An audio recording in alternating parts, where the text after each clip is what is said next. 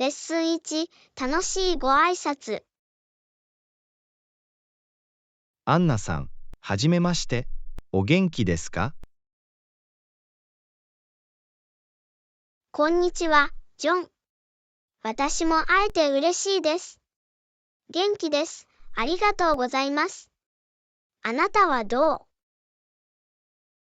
よくやってるよ。聞いてくれてありがとう。それで、あなた自身について少し教えてください。承知しました。私はもともとドイツ出身ですが、この5年間アメリカに住んでいます。それは面白い。アメリカに来たきっかけは？私は高等教育を受けるためにここに来ました。私は今、大学でコンピューターサイエンスを勉強しています。それは素晴らしい。コンピューターサイエンスは魅力的な分野です。どうしてそれを選んだの？私はいつもテクノロジーと問題解決に惹かれてきました。コンピューターサイエンスは私にぴったりだと思いました。それは素晴らしいです。私たちが情熱を注いでいることを追求することが重要です。他にどんなことに興味がありますか？コンピューターサイエンスの他に、ハイキング、写真、ミステリー小説を読むのが好きです。それらは素晴らしい趣味のように聞こえます。ハイキングや読書も好きです。好きな作家は？はい、私はアガサ・クリスティの大ファンです。彼女の探偵小説はいつも私を最後まで夢中にさせてくれます。アガサ・クリスティはクラシックです。彼女の小説も好きです。彼女の有名な作品を読んだことがありますか？絶対に。オリエント急行殺人事件と、そして誰もいなかったは私のお気に入りです。それらは素晴らしい選択肢です。複雑な筋書きと予期せぬひねりが彼女の本をとても魅力的なものにしています。確かに。彼女のストーリーテリングスキルは抜群です。好きな作家や本はありますか？私は J.R.R. トールキンのファンです。ロード・オブ・ザ・リングシリーズは私の個人的なお気に入りです。それは素晴らしい。ファンタジー小説は私たちを魔法の世界に連れて行ってくれます。トールキンの作品について素晴らしいことを聞いたことがある。はい、彼の世界構築と細部へのこだわりは本当に素晴らしいです。では、学業を終えた後の将来の計画について教えてください。人工知能の分野で働き、機械学習の進歩に貢献したいと思っています。それは印象的です。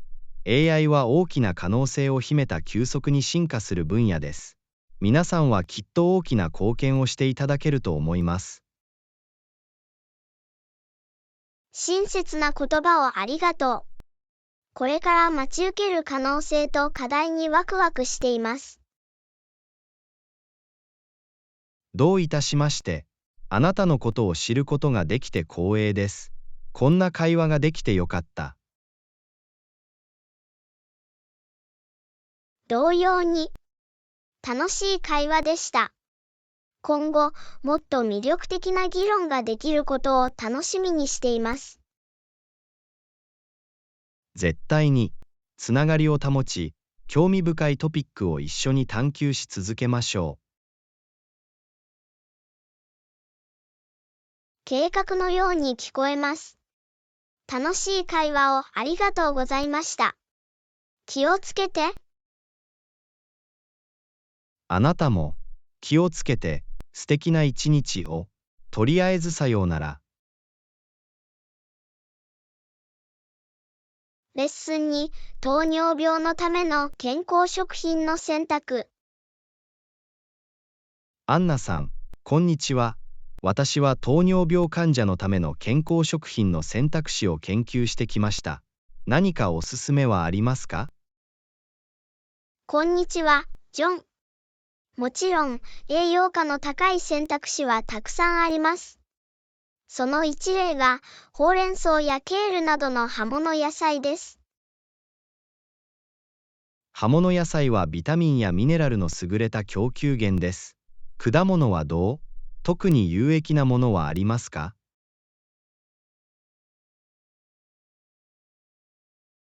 はい、いちごやブルーベリーなどのベリーのような果物は、糖分が少なく、抗酸化物質が豊富です。それは知っておくと良いことです。抗酸化物質は炎症を抑え、細胞の損傷を防ぐのに役立ちます。プロテインはどう？鶏肉、七面鳥、魚などの赤身のタンパク質源は優れた選択肢です。過剰な脂肪を含まずに必須栄養素を供給します。食事にタンパク質を含めると、血糖値を調節するのに役立ちます。特に注目したい穀物や炭水化物はありますか？キヌア、玄米、全粒小麦パンなどの全粒粉は精製穀物よりも好ましい。それらはより多くの繊維と栄養素を提供します。食物繊維は血糖値をコントロールし、消化器系の健康を促進することが知られています。糖尿病患者にとって健康的と考えられる脂肪はありますか？はい、健康的な脂肪源にはアボカド、ナッツ、オリーブオイルが含まれます。これらの脂肪は心臓の健康と健康全般に有益です。適度に健康的な脂肪を選ぶことが重要です。乳製品はどう？糖尿病患者さんに良いものはありますか？スキムミルクやギリシャヨーグルトなどの低脂肪乳製品が適しています。過剰な飽和脂肪を発生させずにカルシウムとタンパク質を供給します。それは知っておくと良いことです。カルシウムは骨の健康に欠かせません。糖尿病患者にとって避けるべき特定の食品や制限すべき食品はありますか？加工食品、砂糖入り飲料、飽和脂肪やトランス脂肪を多く含む食品は制限することをお勧めします。これらは血糖コントロールに悪影響を及ぼす可能性があります。これらの食品を避けるか最小限に抑えることは、全体的な健康状態の改善に役立ちます。食事を通して糖尿病を管理する上で他に何かアドバイスはありますか？ポーションコントロールは重要です。血糖値を一定に保つには、食事や軽食を1日を通して分散させることも有益です。それは理にかなっています。少量でバランスの取れた食事を定期的に摂ることで、血糖値の急上昇や低下を防ぐことができます。他に考慮すべき生活習慣はありますか？糖尿病の管理には定期的な身体活動が不可欠です。インスリン感受性と全体的な健康状態の改善に役立ちます。運動は糖尿病患者を含むすべての人にとって確かに有益です。自分が楽しんで続けられる活動を見つけることは重要です。最後におすすめするアイデアやリソースはありますか？個別のアドバイスについては、医療専門家または登録栄養士に相談することをお勧めします。彼らは個々のニーズに基づいてカスタマイズされた推奨事項を提供することができます。それは素晴らしい提案です。専門家による指導は大きな違いを生むことができます。これらの洞察を共有していただきありがとうございます。レッスン3、人気の飲食店を探索。アンナさん、こんにちは。角を曲がったところに人気の飲食店があると聞きました。そこに行ったことはある？こんにちは、ジョン。はい、何度か行ったことがあります。地元の人の間ではとても人気があります。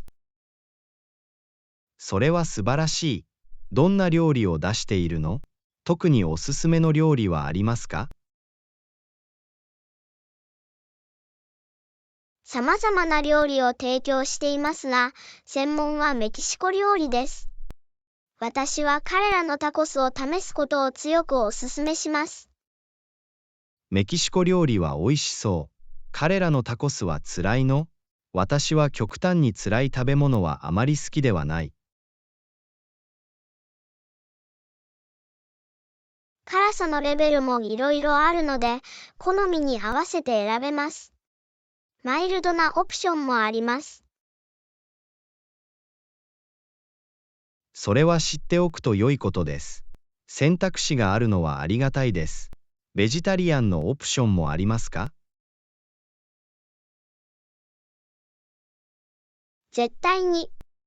グリルした野菜や豆などの風味豊かなフィリングが入ったベジタリアンタコスがあります。とても美味しいです。それは素晴らしい。さまざまな食事の好みに依らえてくれて嬉しいです。その飲食店はその雰囲気やユニークな特徴で知られていますか？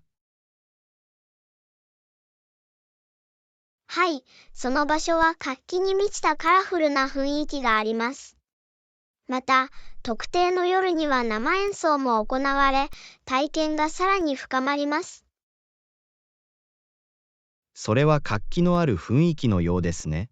食事や娯楽を楽しむには絶好の場所に違いない。普段は混んでいますか？特にピーク時には混雑することがあります。人気のスポットなので、予約するか、早めに行くことをお勧めします。それを心に留めておくよ。ヒントをありがとう。このエリアで他におすすめしたい人気の飲食店はありますか？はい、近くには素晴らしいペストリーや特製コーヒーを提供する居心地の良いカフェがあります。軽食をとったり、リラックスして休憩したりするのに最適なスポットです。私はペストリーとコーヒーが大好きです。カフェで必ず食べたいものは何ですか？彼らのクロワッサン、特にアーモンドクロワッサンは絶対に美味しいです。また、ラテは入れたてのコーヒー豆で作られています。それは天国のように聞こえます。あそこのカフェにも必ず行きます。近所に他に知っている隠れた名所はありますか？数ブロック先に家族経営の小さなイタリアンレストランがあります。彼らは絶対に素晴らしい本格的な自家製パスタ料理を提供しています。私はイタリア料理の大ファンです。自家製パスタはすごいね。見逃してはいけない傑出した料理はありますか？ラザニアとカルボナーラがおすすめです。味は濃厚で、量もたっぷりです。美味しいラザニアやカルボナーラには抵抗できません。あのレストランもぜひチェックしてみます。これらのおすすめを共有していただきありがとうございます。レッスン4、柔軟な支払い条件。アンナさん、こんにちは。購入を検討していますが、支払い条件の柔軟性を求めています。どのような柔軟性を求めていますか？こんにちは、ジョン。一括払いではなく分割払いができるオプションを探しています。予算管理に役立ちます。わかりました。最近では多くの企業が分割払いを提供しています。支払い方法について売り手と連絡を取ることを検討したことはありますか？それはいい考えだ。分割払いプランについては必ず問い合わせます。契約条件を明確にすることが重要です。絶対に支払いスケジュール、金利、および関連する追加料金を明確に理解することが重要です。分割払いの期間について考えたことはありますか？はい、6ヶ月や1年など分割払いの期間を短くしたいです。そうすれば支払いをより早く清算でき、長期契約を避けることができます。期間を短くすると柔軟性が高まり、返済が早くなります。金利交渉も考えたことはありますか？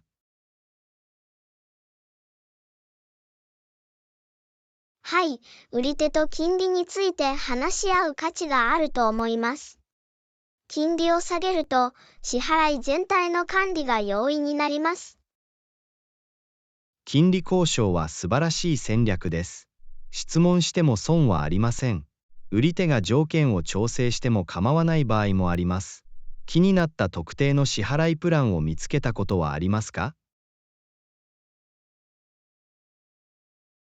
はい、一定期間、利息ゼロの分割払いプランを提供している企業に出くわしました。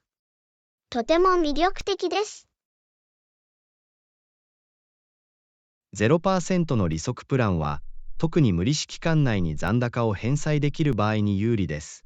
分割払いのオプションがない場合のバックアッププランを考えたことはありますか？はい、分割払いが不可能な場合は、無利子期間の長いクレジットカードを使用して支払いを分散することを検討するかもしれません。それは良い選択肢です。多くのクレジットカードでは、無利息期間が延長されたプロモーションオファーが提供されています。クレジットカードの利用規約を確認しましたか？私は持っていますが、幸いなことに、私のクレジットカードはそのようなプロモーションを提供しています。利用規約を見直して、隠れた手数料がないことを確認することはそれは素晴常に重らしいニュー要です。スです。支払いプランに進む前に、利用規約を十分に理解することが不可欠です。ファイナンシャルアドバイザーにアドバイスを求めることを検討したことはありますか？はい、ファイナンシャルアドバイザーに相談することは有益だと思います。彼らは専門家によるガイダンスを提供し、情報に基づいた意思決定を行うのを手専伝って門家のアくれます。ドバイスを求めることは賢明な選択です。ファイナンシャルアドバイザーがお客様の状況を評価し、特定のニーズに最適な支払いオプションを提案します。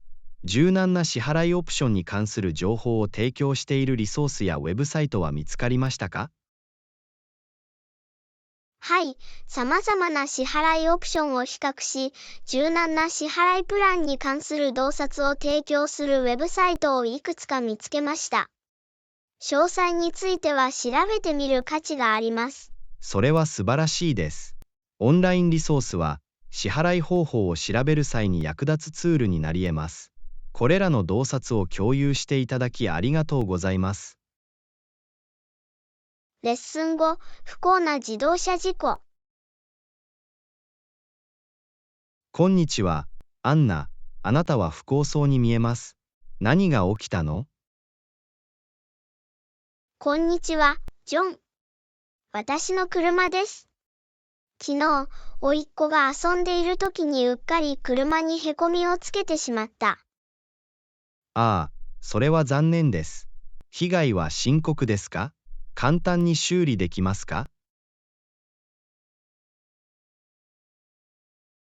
へこみはかなり目立ち、専門家による修理が必要になります。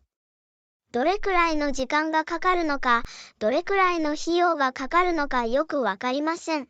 それは理解できます。事故は、特に子供がいると起こる。自動車修理工場に見積もりを依頼したことがありますか？はい、すでにその地域のいくつかの修理店に連絡しました。費用と時間枠についての回答を待っています。あなたがすぐに行動を起こしているのは良いことです。複数の見積もりを取得すると、情報に基づいた決定を下すのに役立ちます。へこみがどのようにしてできたかわかりますか？それは私の甥がドライブウェイで遊んでいる時に誤ってボールで車にぶつかった時に起こりました。それは予期せぬ事故だった。子供は時々予測不能になることがあります。あなたの甥っ子が無事だといいんだけど、その過程に保険会社を巻き込むことを考えたことはありますか？幸いなことに、私の甥は大丈夫です。保険については、今日彼らに連絡して状況を話し合い、修理をカバーできるかどうかを確認する予定です。それは賢いやり方だ。あなたの保険契約がそのような事件を保証してくれるかもしれません。請求に必要なすべての書類を必ず集めてください。絶対に。保険会社に連絡する前に、必要な情報と書類をすべて集めます。正確な情報を提供することが重要です。いい考えだ。そうすれば、請求手続きがよりスムーズになります。車の修理中、代替交通プランはありますか？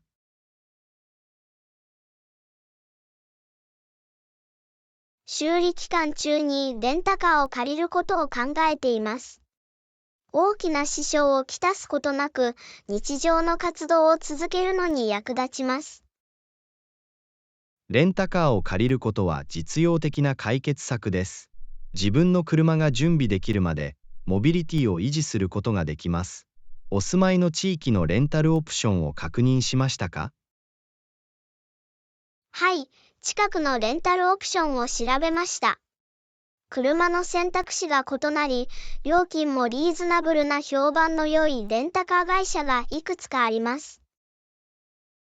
それは素晴らしいです。賃貸契約をよく読み、追加料金や保険要件を理解してください。安全は重要です。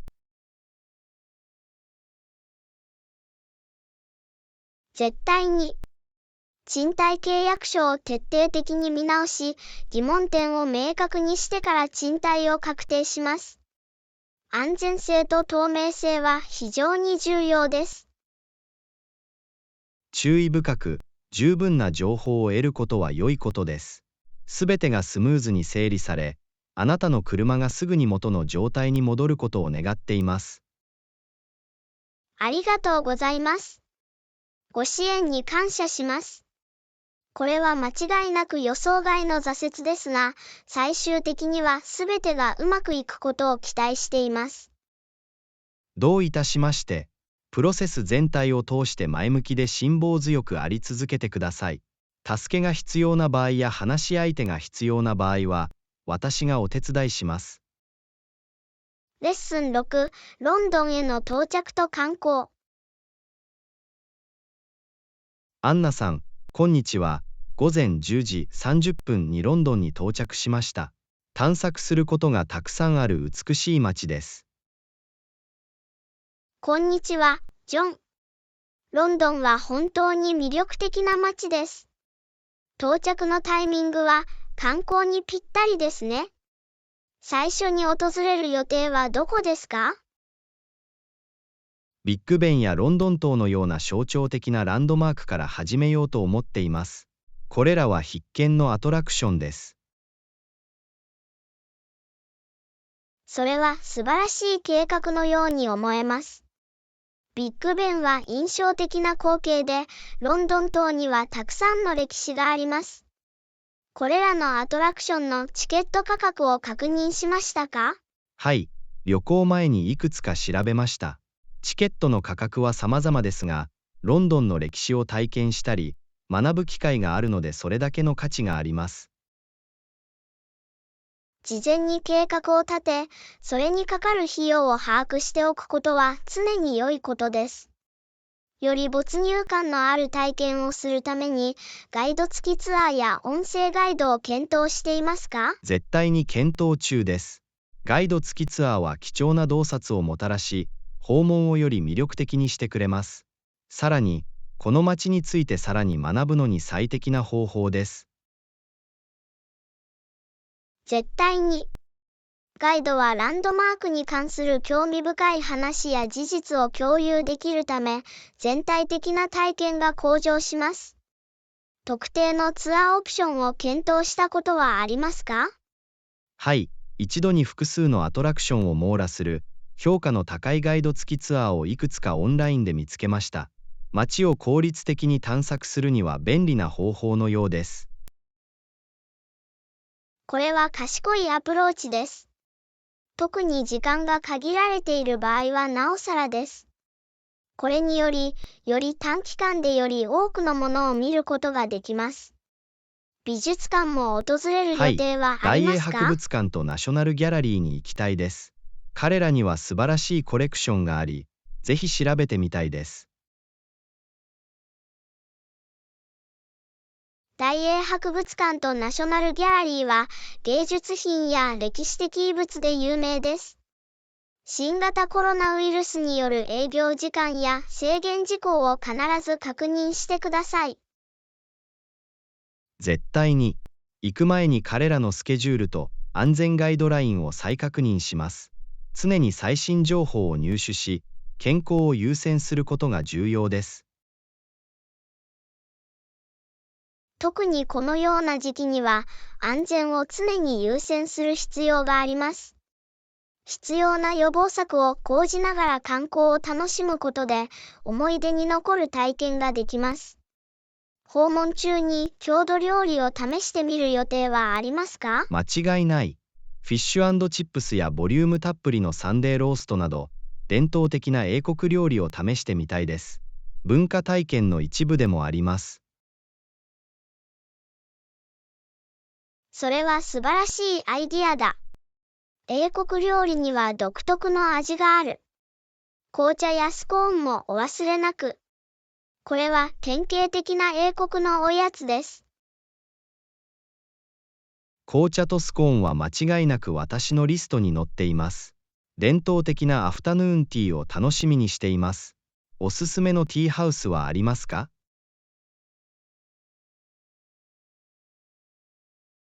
ロンドンには素敵なティーハウスがたくさんあります。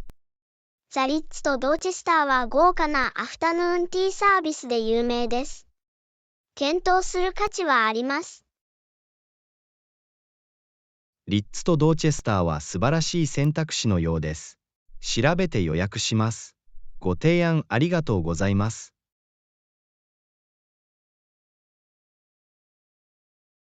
どういたしまして。お役に立ててよかったです。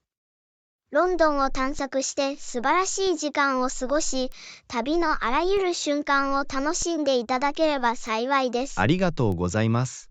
よろしくお願いします。ここでの時間を最大限に活用して、忘れられない思い出を作ろうと思います。気をつけて。教訓7、プロセスの合理化と生産性の向上。アンナさん、こんにちは。チームの効率を上げる方法を考えていました。プロセスを合理化し、無駄を減らすことができます。こんにちは、ジョン。それは素晴らしいアイディアだ。プロセスを合理化することで、生産性の向上とコスト削減につながります。どのように始めたらよいですか？一つの方法は、重複するタスクを特定して削除することです。また、特定のプロセスを自動化して手作業を減らし、時間を節約することもできます。それは理にかなっています。自動化は生産性の面で画期的な変化をもたらす可能性があります。自動化できる特定のタスクを考えたことはありますか？はい、データ入力やレポート生成などのタスクは、ソフトウェアまたはツールを使用して自動化できます。これにより、時間をより価値のある仕事に充てることができます。自動化は間違いなく私たちの生産性を高めます。また、チーム内のコミュニケーションの改善にも注力すべきです。それについてのアイディアは？絶対に。一つのアイデアは、共同作業、最新情報の共有、進捗状況の追跡をリアルタイムで行えるプロジェクト管理ツールを実装することです。それは素晴らしい解決策のように思えます。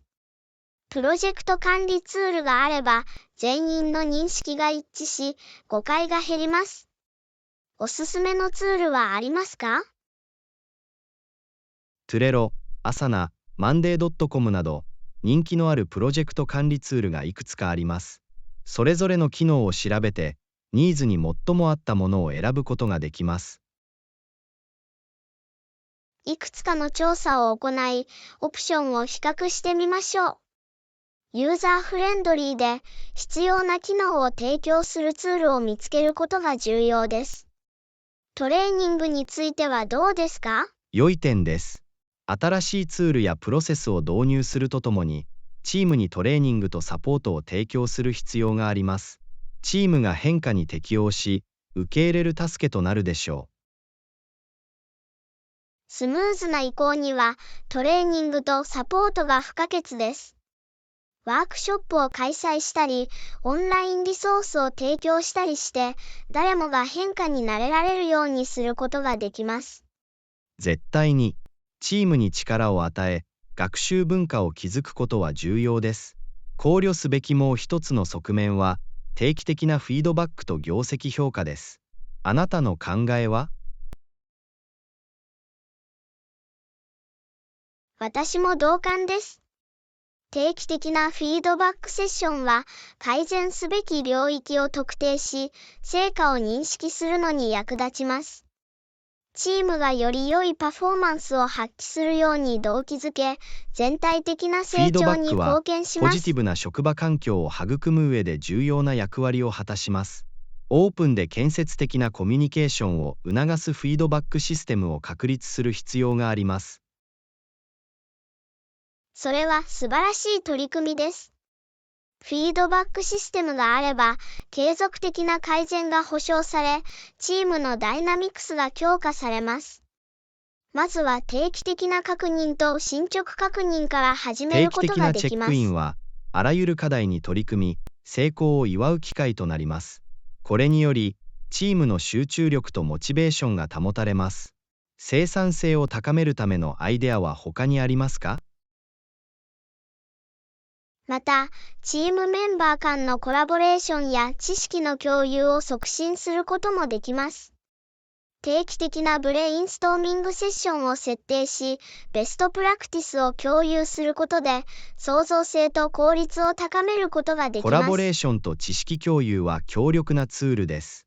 チーム全体の専門知識を活用することで、より多くのことを成し遂げ、革新的なソリューションを見つけることができます。それを優先事項にしましょう。これ以上は同意できませんでした。力を合わせれば、継続的な改善の文化を築き、生産性を新たな高みへと押し上げることができます。これらのアイデアを実行できることにワクワクしています。あなたが乗ってくれて嬉しいです。私たちが力を合わせれば、素晴らしい結果を達成できると確信しています。早速始めて、チームをさらに成功させましょう。レッスン8、ホームセキュリティの強化。アンナさん、こんにちは。ホームセキュリティについて考えていました。そうだね。コントロールを握って安全を確保する力を与えてくれるんだ。こんにちは、ジョン。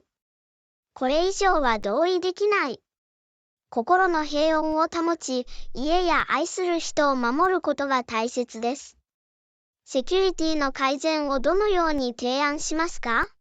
一つのアイデアは、スマートセキュリティシステムをインストールすることです。これにより、スマートフォンやその他のデバイスを使用して、自宅をリモートで制御及び監視できます。それは素晴らしい解決策のように思えます。スマートなセキュリティシステムがあれば、リアルタイムでアラートを受け取ったり、防犯カメラの映像を見たり、鍵や照明を遠隔操作したりすることができます。まさに、利便性、柔軟性、そして安心感を提供します。また、物件の周囲に認可センサーライトや防犯カメラを設置することも検討できます。モーションセンサーライトと防犯カメラは抑止力として機能し、不審な活動を監視するのに役立ちます。カバー範囲が最大になるように戦略的に配置する必要があります。絶対に、外装が明るく、防犯カメラが見えるようにすれば、侵入者を思いとどまらせることができます。また、ドアや窓を効果的に固定する必要があります。ドアと窓を強化することは不可欠です。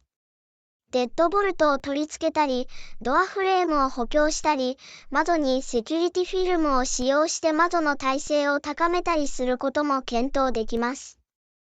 エントリーポイントを強化することで、セキュリティがさらに強化されます。また、オンラインでの存在感にも留意し、適切なサイバーセキュリティ習慣を実践する必要があります。サイバーセキュリティは今日のデジタル時代において非常に重要です。強力でユニークなパスワードを使用し、二要素認証を有効にし、デバイスとソフトウェアを定期的に更新する必要があります。これらの予防措置を講じることは、当社の個人情報を保護し、不正アクセスを防ぐのに役立ちます。また、ホームセキュリティ評価も検討する必要があります。ホームセキュリティ評価は脆弱性を特定し、改善のための推奨事項を提示することができます。これは当社全体のセキュリティ強化に向けた積極的な一歩です。絶対に、ホームセキュリティに関しては、事後対応よりも先を見越した方がいいです。また、安全対策について自分自身と家族に教育する必要があります。教育が鍵です。火災や侵入の場合の対処方法など、緊急時の対応について家族に教えることで、全員が準備を整え、安全を確保する方法を知ることができます。準備が不可欠です。懐中電灯、応急処置用品、緊急連絡先などの必需品が入った緊急用キットを作成できます。緊急用キットをすぐに入手できるようにしておくと、危機の際に大きな違いが生まれます。また、近隣監視プログラムへの参加も検討すべきです。ネイバーフットウォッチプログラムは、地域社会の参加を促進し、より安全な環境を作り出すのに役立ちます。近所の人とつながり、お互いに気を配る機会です。強力で協力的なコミュニティを構築することは、すべての人の安全にとって有益です。また、必要に応じてセキュリティ対策を定期的に見直し、更新する必要セキュリティがあります。対策を定期的に見直し、更新することで、潜在的な脅威を未然に防ぐことができます。ホームセキュリティを優先し、最も重要なものを守る力を身につけましょう。これ以上は同意できませんでした。積極的な対策を講じ、警戒を怠らないことで、安全で安心できる家庭環境を作ることができます。早速始めて、私たちの家をもっと安全にしましょう。力を合わせれば、私たちは自分自身に力を与え、家庭と家族の安全と幸福を確保することができます。主導権を握り、それを実現させましょう。レッスン9、バス&ボディストアの探索。こんにちはアンナ。このバス&ボディストアに行ったことがありますか？こんにちは、ジョン。いいえ、初めてです。素晴らしい話を聞いたよ。調べてみよう。絶対に、彼らが何を提供してくれるのか楽しみです。その店は魅力的で、品揃えも豊富だ。確かにそうです。カラフルなディスプレイと心地よい香りがショッピング体験をさらに楽しくします。私も同感です。店の雰囲気は落ち着いてリラックスできます。まず、様々なセクションを見てみましょいいアイディアだ。バス用品やシャワー用品が幅広く揃っているようです。ボディウォッシュからバスボムまで誰もが楽しめるものがあります。う。それは素晴らしいです。特に彼らのスキンケア製品に興味があります。良いモイスチャライザーを探していました。スキンケアは大切で、この店にはいろいろな選択肢があるようです。あなたにぴったりの保湿剤が見つかるか見てみましょう。ありがとう。アロマセラピー製品に特化したセクションがあることにも気づきました。エッセンシャルオイルとキャンドルは、家庭で心を落ち着かせる雰囲気を作り出すことができます。アロマセラピーは信じられないほどリラックスできます。そのセクションは必ずチェックします。ああ、見て。ギフトセットが展示されています。ギフトセットは、誕生日や特別な機会に最適です。男性用と女性用の両方に美しくパッケージされたセットを見つけることができます。それは素晴らしいです。ギフトショッピングがずっと簡単になります。ホームフレグランス製品にも興味があります。そのセクションについても調べてみましょう。絶対に。心地よい香りは、家をより居心地の良い雰囲気にしてくれます。家に素敵な香りを添えてくれるキャンドル、ディフューザー、ルームスプレーを見つけることができます。様々な香りから選べるところが気に入っています。実験して自分の好みに最も合うものを見つけることができます。オプションがあるのは素晴らしいことです。また、ハンドケアとフットケア製品専用のセクションがあることにも気づきました。自宅でスパのような体験をするのに必要なものがすべて揃っているようです。セルフケアには手足を甘やかすことが不可欠です。そのための専用セクションがあるのは嬉しいです。忘れずにチェックしておきましょう。間違いなく、自分の面倒を見ることが優先事項であるべきです。ああ、見て。スキンケアの相談カウンターがあります。パーソナライズされたおすすめ情報を得ることができます。それは素晴らしい。スキンケアに関する専門家のアドバイスを受けることは常に役に立ちます。ぜひそのサービスを活用しましょう。絶対に。パーソナライズされた推奨事項を入手することで、特定のニーズに合った適切な製品を確実に選択できます。この店には全てが揃っているようです。私は彼らが提供する製品の多様性と品質に感銘を受けました。楽しくて実り多いショッピング体験になるでしょう。これ以上は同意できませんでした。時間をかけて全てのセクションを探索し、新しくてエキサイティングな製品を発見するプロセスを楽しみましょう。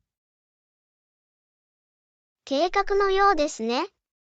このバス&ボディストアの冒険に飛び込んで、私たちの訪問を最大限に活用しましょう。ワクワクするよ。さあ、香ばしくて爽やかな旅に出かけましょう。セルフケアルーチンを強化する素晴らしい製品がきっと見つかるはずです。レッスン10、気まずい握手を克服する。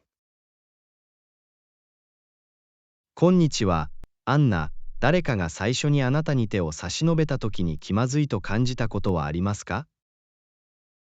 こんにちは、ジョン。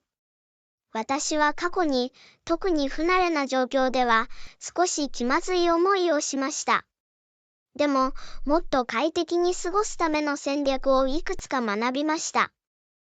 それは聞いてよかった。特に新しい人に会うときは、ソーシャルグリーティングをナビゲートするのが難しい場合があります。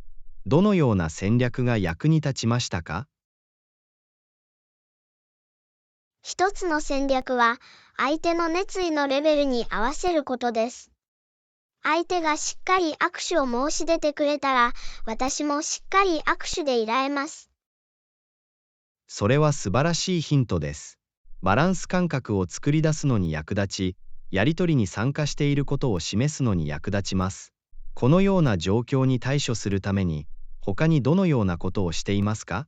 別のテクニックは、握手しながらアイコンタクトを維持し、本物の笑顔を保つことです。それはつながりを築くのに役立ち、交流をより楽しくします。アイコンタクトと笑顔は、誰かが快適に過ごせるようにするのに大いに役立ちます。それはあなたが親しみやすく、交流に対してオープンであることを示しています。他に何か提案はありますか？はい、文化の違いを知っておくことも役に立ちます。文化によっては、お辞儀やチークキスなど、様々な形の挨拶がよく使われています。それは重要な点です。文化的規範に気を配ることで、意図しない誤解を防ぐことができます。様々な習慣について学ぶことは常に良いことです。絶対に。時間をかけて文化の違いを理解し、尊重することは、より良いコミュニケーションを促進し、前向きな印象を与えることができます。他に何かしていることはありますか？もう一つ役に立つのは、事前に練習しておくことです。友人や家族と握手を練習して、自信をつけてテクニックを磨きましょう。それは素晴らしいアイデアです。練習することで、より安心感を得ることができ、握手が両者にとってしっかりしていて快適になります。他に何か付け加えることはありますか？最後に、それでも握手に不快感を感じる場合は、手を振ったり優しい口頭での挨拶など、代わりの挨拶の好みを丁寧に説明してください。それは素晴らしい提案です。自分の好みを丁重に伝え、自分の心地よさに合った挨拶を見つけることが重要です。他に伝えたいことはありますか？もう一つ言いたいのは、練習すれば完璧になるということです。社会的な交流や握手をすればするほど、時間が経つにつれてより快適になります。もちろん、練習と露出は、最初の気まずさを克服するのに役立ちます。自信をつけ、自分なりの挨拶の仕方を見つけることが大切です。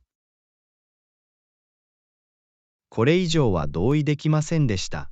気まずい握手を乗り越えるには、練習し、気づき、そして自分にとって最も効果的なものを見つけることが必要です。これらの戦略を共有していただきありがとうございます。どういたしまして。この話題についてあなたと話し合えて光栄でした。これらの戦略が気まずい握手を他の人たちもより快適に乗り切る助けになれば幸いです。きっと彼らはそうするでしょう。これからもソーシャルスキルを磨き続け、自信を持って新しい交流を取り入れましょう。これからもより快適なご挨拶を。レッスン11、最適なバジェットホテルを探す。アンナさん、こんにちは。次の旅行でお金を節約しようとしています。バジェットホテルに泊まるのが理想的だと思います。こんにちは、ジョン。それは賢い考えだ。バジェットホテルは快適な滞在を提供しながら、いくらかお金を節約するのに役立ちます。絶対に。バジェットホテルの中には、手頃な価格で素晴らしいアメニティとサービスを提供しているところもあると聞きました。何かおすすめはありますか？間違いなく。一つの選択肢は、オンラインの旅行サイトをチェックすることです。多くの場合、以前のゲストからのレビューや評価が掲載された様々なバジェットホテルがあります。それは良い提案です。レビューを読むことで何が期待できるかがよくわかり、適切なホテルを選ぶのに役立ちます。他に何かアドバイスはありますか？もう一つのヒントは、場所を検討することです。場合によっては、市内中心部や人気のある観光地から少し離れた場所にあるバジェットホテルの方が低料金で提供されることがそれあります。は理にかなっています。近くに便利な交通手段がある限り、主要な観光地の少し外側に滞在するのも予算に優しい選択肢です。他に何かある？はい、ホテルが無料の朝食を提供しているかどうかも確認する価値があります。食事込みで1日を始めると余分なお金を節約できます。それは素晴らしい点です。朝食付きは、特に日中に街を探索する予定がある場合には、便利で費用対効果の高い選択肢です。他に何か提案はありますか？もう一つの考慮事項は部屋の広さです。小さな部屋が快適であれば、基本的なニーズを満たしていれば、よりお得な料金を見つけることができる場合がよくあります。なるほど。部屋が清潔で必需品が揃っている限り、小さいサイズでも問題ないはずです。適切なバランスを見つけることがすべてです。他に何かおすすめは？異なるプラットフォーム間で価格を比較することを忘れないでください。ホテルのウェブサイトには、他では利用できない特別なプロモーションや割引が掲載されている場合があります。それは貴重なヒントです。常にリサーチを行い、価格を比較して、最良の取引が得られることを確認することをお勧めします。これらの洞察を共有していただきありがとうございます。どういたしまして。お役に立ててよかったです。予算が限られていても、快適で便利な宿泊施設を見つけることができることを忘れないでください。他に知りたいことはありますか？もう一つ、ホテルに直接連絡して、利用可能な割引や特別料金について問い合わせると便利な場合があります。質問しても損はありません。それは素晴らしいアイデアです。場合によっては、長期滞在やホテルで直接予約した場合に、ホテルが割引を提供してくれることがあります。試してみる価値はあります。提案ありがとうございます。どういたしまして。これらのヒントが、私の旅行にぴったりのバジェットホテルを見つけるのに役立つことを願っています。お金をかけずに快適な滞在を。レッスン12、食料品の買い物の悩み。アンナさん、こんにちは。リストにあるものはすべて見つかりましたか？こんにちは、ジョン。ほとんどすべて。卵が見つからなかった。在庫切れのようです。それは残念なことです。従業員に後ろにもっとあるか聞いてみたの？はい、やりました。明日新しい出荷が来るって言ってたから、また来るよ。それはいい計画だ。見つからなかったアイテムがないか、スタッフに確認しておくと便利です。他に何が必要でしたか？果物、野菜、パントリーの定番など、他のものは何でも何とか見つけました。しかし、足りないのは卵だけでした。まあ、少なくともリストにあるほとんどのアイテムを手に入れることができました。1回の旅行で全てを見つけるのが難しい場合があります。絶対に。それ以外は全部見つけてよかった。とりあえず卵なしで何とかしなくちゃ。近くの別の店に行ってみることもできます。卵の在庫があるかもしれません。それは良い提案です。後で時間があったら他の店も調べてみます。バックアップ計画を立てておくのはいつでも良いことです。間違いなく、一つの店舗だけに頼るのではなく、様々な選択肢を模索するのは良いことです。他に何か見つけるのに苦労したことはありましたか？いいえ、それ以外はすべて簡単に見つかりました。店には品揃えが豊富で、各セクションには明確な看板がありました。それは嬉しいですね。すべてがきちんと整理されていれば、ショッピング体験がより効率的になります。私も同感です。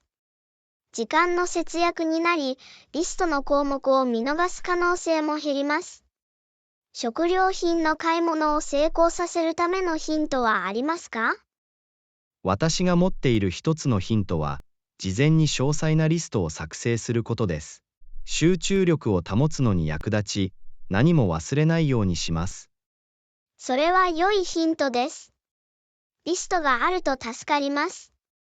整理整頓ができ、衝動買いを防ぐことができます。もう一つのヒントは、価格を比較し、進行中のプロモーションを確認することです。長期的にはお金を節約するのに役立ちます。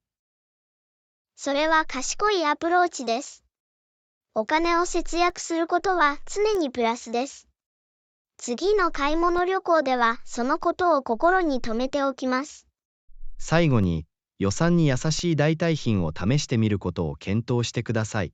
例えば、卵が高価な場合は、豆や豆腐などの他のタンパク質源を選ぶこともできます。それは素晴らしい提案です。代替品を探すことは、費用対効果が高いだけでなく、食事に多様性をもたらすこともできます。アドバイスには感謝しています。どういたしまして。お役に立ててよかったです。食料品の買い物は、計画と柔軟性、そして利用可能なオプションを最大限に活用することが全てであることを忘れないでください。レッスン13、小さな一歩を踏み出す。アンナさん、こんにちは。目標を達成するために小さな一歩を踏み出すことのメリットについて読んでいます。役に立ちそうですね。次は何？こんにちは、ジョン。それは嬉しいよ。小さな一歩を踏み出すことで、大きな目標をより達成しやすく感じることができます。次のステップは、目標を小さく実行可能なタスクに分割することです。だから、目標全体に一度に取り組もうとするのではなく、そこに導いてくれる小さなタスクに集中すべきだ。それは理にかなっています。まさに、細分化することで、タスクに優先順位をつけ、進捗状況を追跡し、途中で小さな勝利を祝うことができます。モチベーションが保たれます。それは良い点です。進捗状況を確認できると、モチベーションが保ちやすくなります。では、どのタスクから始めるかを決めるにはどうすればいいのでしょうか？最初に実行する必要がある最も重要なタスクを特定することから始めます。これらは目標に直接影響するタスクです。わかった。だから、前に進み、目標を達成するために必要不可欠なタスクに集中すべきだ。圧倒されたらどうしますか？圧倒されていると感じたら、一歩下がって再評価することが重要です。タスクをさらに小さく、管理しやすいステップに分解してください。これは役に立つアプローチです。それらをさらに小さなステップに分解することで、威圧感を軽減できます。どんなに小さくても、進歩することがすべてです。絶対に。どんなに小さくても、進歩は進歩です。また、必要に応じて助けを求めたり、タスクを委任したりしても問題ないことを忘れないでください。すべてを一人で行う必要それははありません。良い思い出です。他の人にサポートを求めることで、旅がより簡単で楽しいものになることがあります。他に何かアドバイスはありますか？もう一つのヒントは、各タスクに現実的な期限を設定することです。これにより、説明責任を果たし、着実に進歩することができます。締め切りを設定することは、順調に進むための良い方法のように思えます。これにより、切迫感が増し、集中力が保たれます。他に何か提案は？はい、途中で達成したことを祝うことを忘れないでください。各タスクを完了したり、マイルストーンに到達したりして、自分にご褒美をあげましょう。進歩を祝うことでモチベーションが保たれます。それは素晴らしい提案です。小さな勝利を祝うことは、前向きな考え方を保ち、自信を高めるのに役立ちます。必ずそうするよ。ありがとうございます。どういたしまして。役に立つヒントを提供できて嬉しいです。小さなステップを踏むと、時間が経つにつれて大きな進歩につながる可能性があることを忘れないでください。他に知りたいことはありますか？もう一つ、このような小さなタスクに取り組んでいる間、一貫性を保ち、先延ばしにならないようにするにはどうすればよいでしょうか？一貫性が重要です。タスクに取り組むための定期的なスケジュールを設定し、それを守ってください。気を散らすものを排除し、一度に一つのタスクに集中できます。なるほど。体系的なルーチンを作り、気を散らすものを最小限に抑えることは、間違いなく私が順調に進むのに役立ちます。アドバイスありがとうございます。レッスン14、自家製ラザニアラブ。アンナさん、こんにちは。好きなイタリア料理はありますか？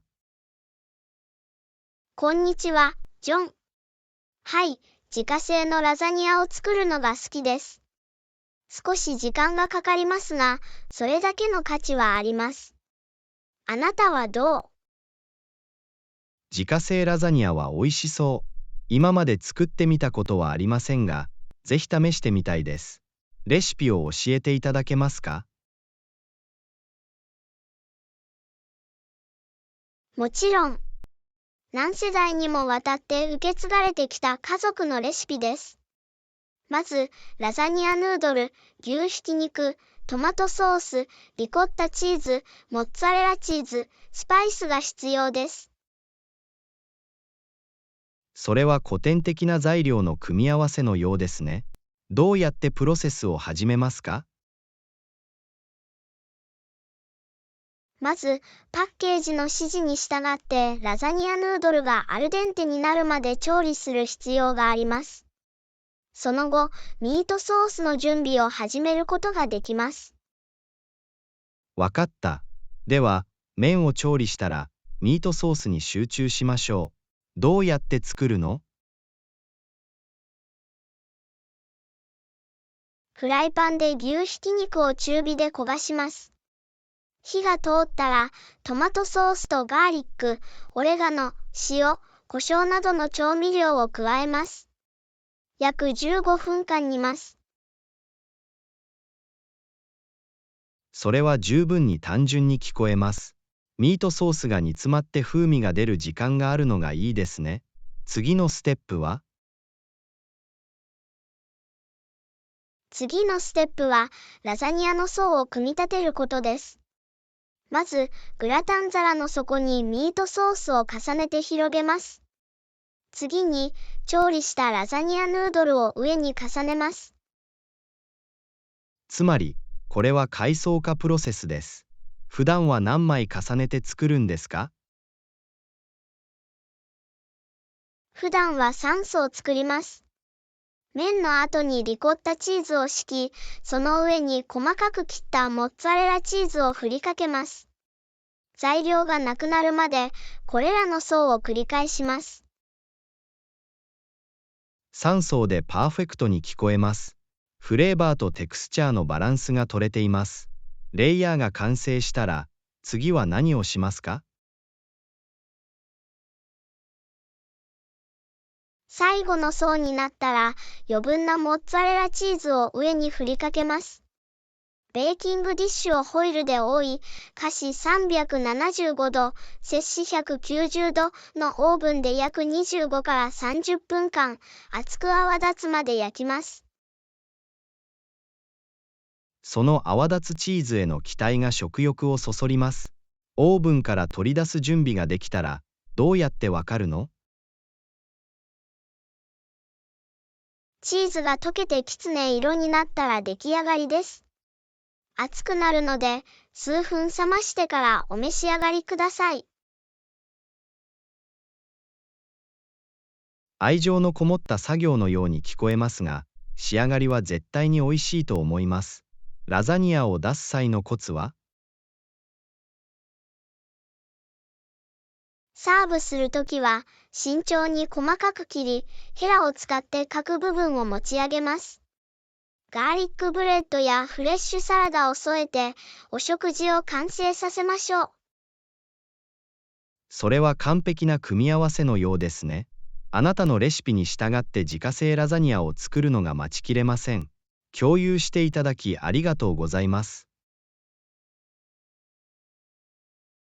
レッスン15、朝食アドベンチャー。こんにちは、アンナ。今日の朝食はどこに行けばいいですか？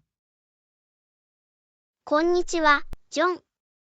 ダウンタウンの新しいカフェを試してみてはいかがですか？美味しいペストリーが食べられて、アットホームな雰囲気だって聞いたよ。パーフェクトですね。私はいつも新しい場所に挑戦したいと思っています。美味しい朝食を食べに行こう。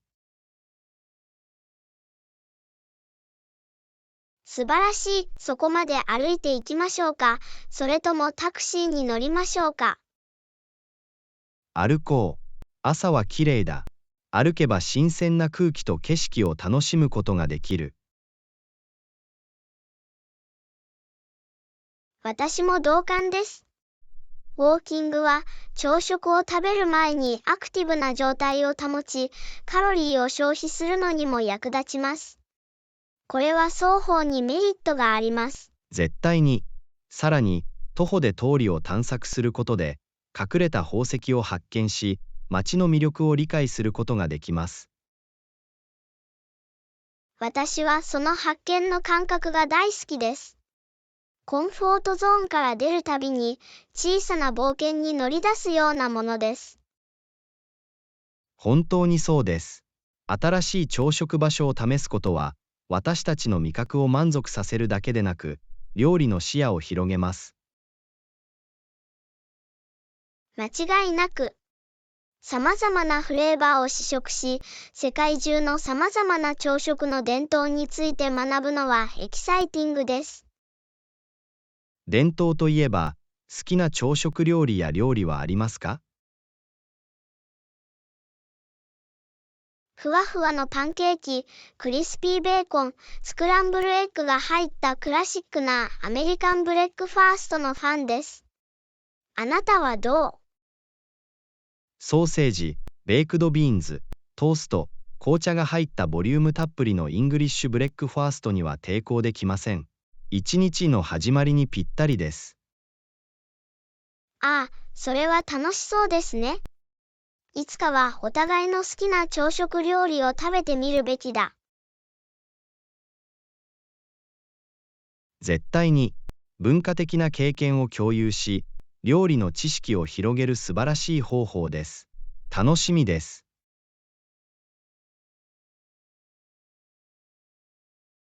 私も様々な料理を探求し、一緒に新しい料理を試すことは、友情と経験を共有することの喜びの一つです。これ以上は同意できませんでした。人生をより活気に満ちた思い出深いものにするのは、これらの小さな瞬間です。それが料理と友情の素晴らしさです。それは人々を結びつけ、心に残る思い出を作ります。確かに。それでは、今日はカフェで新しい思い出を作りましょう。どんな美味しい朝食が待っているのか楽しみです。さあ、朝食の冒険に出かけましょう。焼きたてのペストリーの香りはもう想像できます。すごいことになるよ。待ちきれません。出かける準備はできていますか？絶対に。行って欲望を満たそう。朝食が待っています。さあ行こう。美味しい朝食と探検の喜びを味わいましょう。レッスン16、図書館を探索する。アンナさん、こんにちは。助けてもらえないかと思っていました。図書館は通りを下ったところにあるので、訪れてみたいです。こんにちは、ジョン。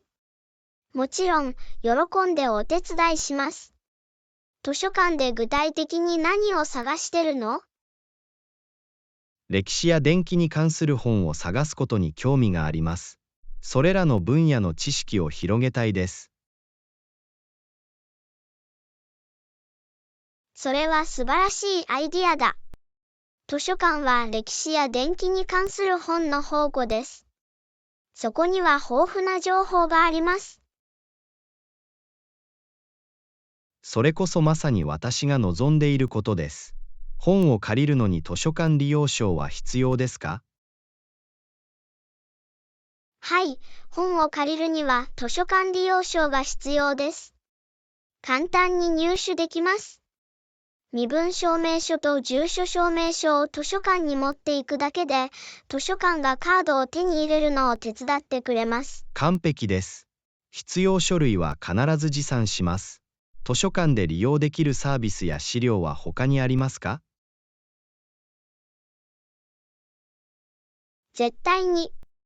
ほとんどの図書館では、本を借りる以外にも、パソコンへのアクセス、学習室、語学学習教材など、様々なサービスを提供しています。図書館が提供しているものをすべて調べてください。それは素晴らしい。研究にはコンピューターアクセスを使い、勉強室は静かな場所で勉強できました。そのような選択肢があるのは素晴らしいことです。間違いない。図書館は学習と学習に最適な環境を提供します。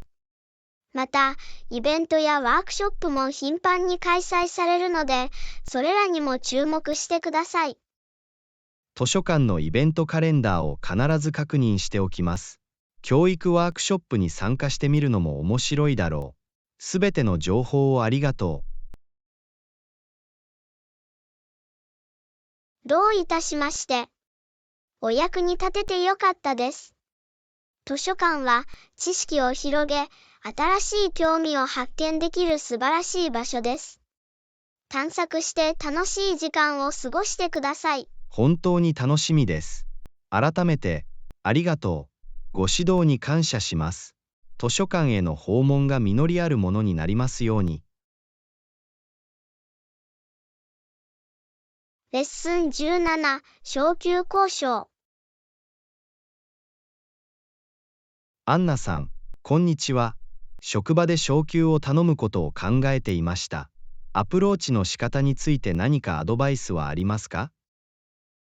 こんにちは、ジョン。昇給の交渉は難しいかもしれませんが、それだけの価値はあります。まず、自分の業績や会社にとっての価値を示す証拠を集めましょう。それは良い点です。私は自分の業績を記録してきたので、私の要求を裏付ける確固たる証拠があります。上司との面談をスケジュールすべきか？はい、会議をスケジュールするのは良い考えです。そうすることで、相手の時間を大切にしていることがわかり、リクエストに集中して話し合うことができます。会議中は自信を持って敬その意を時は払ってください。必ず会議を予定しておきます。自信が鍵であり、自分の価値を効果的に外者に伝えたいと思っています。どうやって会話を始めたらいいの？まず、会社で得た機会に感謝の意を表してください。次に、昇給の希望を明確に伝え、自分の業績や貢献に基づいて昇給に値する理由を説明してください。それは良いアプローチのように思えます。昇給について話し合う前に感謝の気持ちを示すことが大切です。私の業績と、それが会社にどのようなプラスの影響を与えたかを必ず強調しておきます。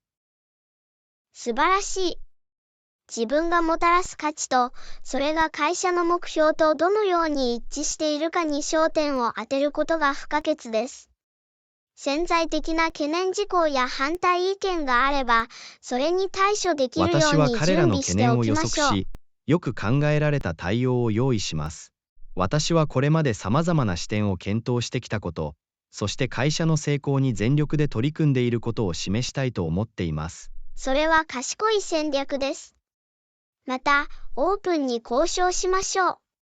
彼らはあなたが求める正確な昇給には同意しないかもしれませんが、会話を建設的なものに保ち、代替案を模索します。わかりました。交渉は双方向のプロセスであり、双方に利益をもたらす中間点を見つけたいと思っています。ポジティブで協調的なアプローチを維持することが重要です。絶対に。たとえ彼らが最初にあなたのリクエストを拒否したとしても、落胆しないでください。担当者にフォローアップをして、将来のチャンスを増やすために何ができるかについてフィードバックを求めて拒ください。絶されても落胆させたくない。これを機会に改善し、目標に向かって取り組んでいきます。ご指導ありがとうございます。今はもっと準備が整った気がする。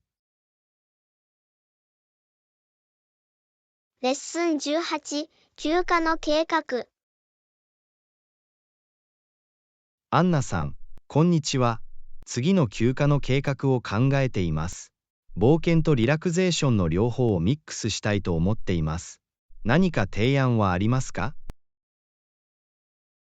こんにちは、ジョン。それは素晴らしいアイディアのように思えます。ビーチでのリラクゼーションやアウトドアアドベンチャーなど、様々なアクティビティを提供する目的地を検討してみてはいかがでしょうか。パーフェクトですね。ビーチでくつろいだり、新しいスリリングな体験を探求したりするというアイデアが大好きです。何か特定の目的地を考えていることはありますか？思い浮かぶ目的地の一つはコスタリカです。美しいビーチと緑豊かな熱帯雨林で知られており、リラクゼーションや冒険の機会がたくさんあります。コスタリカは素晴らしいですね。美しいビーチやジップラインやハイキングなどのエキサイティングなアクティビティがあると聞きました。他に検討する価値のある目的地はありますか？別の選択肢はインドネシアのバリ島かもしれません。穏やかなビーチ、豪華なリゾート、伝統舞踊や郷土料理などの文化的なアクティビティを体験できます。バリ島も素晴らしいですね。私はいつも彼らの活気に満ちた文化と素晴らしい風景に魅了されてきました。リラックスして探索するには絶好の場所でしょう。絶対に。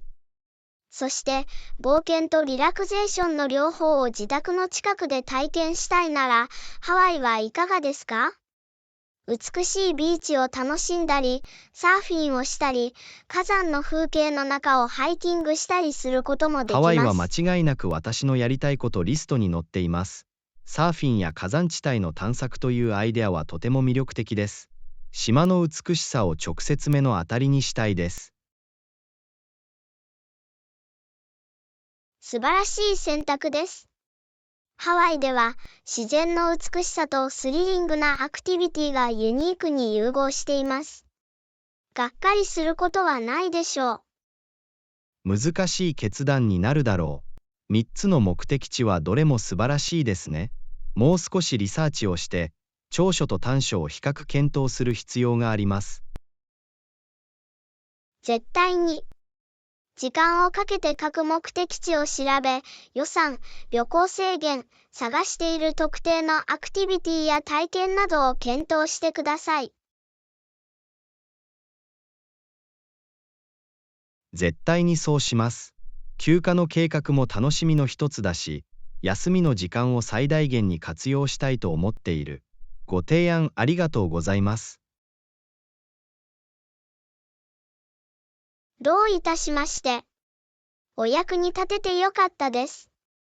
どちらの目的地を選んでも、きっと忘れられない休暇になると思います。冒険とリラクゼーションを楽しんでください。ありがとうございます。ご支援に感謝します。このエキサイティングな旅に出て、素晴らしい思い出を作るのが待ちきれません。忘れられない休暇を。レッスン19、期日通りの配達。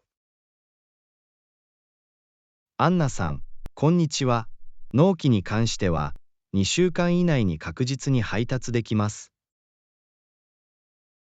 こんにちは、ジョン。それは知っておいてよかった。顧客満足度を高めるには、タイムリーな配送が不可欠です。絶対に。約束された納期を守ることは信頼を築き、信頼性に対する評判を確立します。注文を迅速に処理して出荷するには、効率的なプロセスを導入することが重要です。はい。ロジスティクスとサプライチェーン管理を最適化することで、納期を一貫して守ることができます。事前に計画を立て、需要を予測することも、スムーズでタイムリーな配送に役立ちます。お客様の要件を明確に理解することで、リソースを効果的に割り当てることができます。また、予期しない遅延が発生した場合は、顧客と迅速にコミュニケーションを取ることが重要です。配信の更新に関する透明性の高いコミュニケーションは、期待に依頼、顧客満足度を維持するのに役立ちます。絶対に。潜在的な遅延についてお客様に常に知らせることは、私たちがお客様の時間と信頼を大切にしていることを示しています。配送プロセスを円滑に進めるためには、配送パートナーと緊密に連携することも不可欠です。信頼できる運送業者と協力し、出荷の進捗状況を監視することで、配送状況を常に把握できます。また、納品時に予期しない問題が発生した場合は、積極的に対処し、解決策を見つける必要があります。問題を迅速に解決することは、カスタマーサービスと顧客満足への取り組みを示すものです。さらに、応答性の高いカスタマーサポートチームを配置することで、配送関連の問い合わせについて顧客を支援できます。購入後に優れたサポートを提供することで、お客様にとって全体的にポジティブな体験が保証されます。そして、正確な追跡情報の重要性を忘れないでください。これにより、顧客は注文の最新情報を常に把握できます。はい。追跡番号と貨物の追跡方法を明確に説明しておけば、懸念事項を軽減できます。また、より迅速な配達を必要とするお客様には、迅速な配送オプションを提供することも有益です。絶対に。配送オプションに柔軟性を持たせることで、顧客は注文をコントロールできるようになります。納期厳守を優先することで、お客様の期待を上回り、長期的なロイヤルティを築くことができます。また、満足している顧客は、当社の製品やサービスを他の人に推薦する可能性が高くなります。それは本当です。口コミによる紹介は、ビジネスの成長と成功にとってかけがえのないものです。ですから、引き続き時間通りの配達を優先し、顧客満足を確保するためにさらに努力しましょう。絶対に、タイムリーな配送への取り組みは、私たちを際立たせ、評判を高めます。力を合わせれば、大切なお客様にシームレスで信頼できる配送体験を提供できます。それが目標です。引き続きプロセスを改善し、タイムリーな納品を最優先にしていきましょう。